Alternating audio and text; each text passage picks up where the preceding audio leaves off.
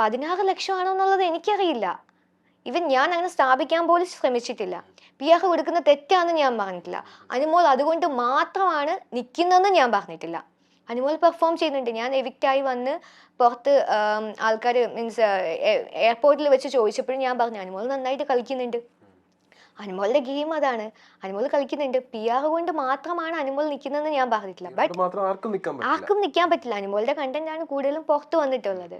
പക്ഷേ അനുമോൾ പിയാഹ് കൊടുത്തിട്ടുള്ളത് കൊണ്ട് ടുവേർഡ്സ് ഈ വീക്കെൻഡ് ആകുമ്പം എവിക്ഷൻ വരുമ്പം ഒരു കോൺഫിഡൻസ് ഉണ്ട്.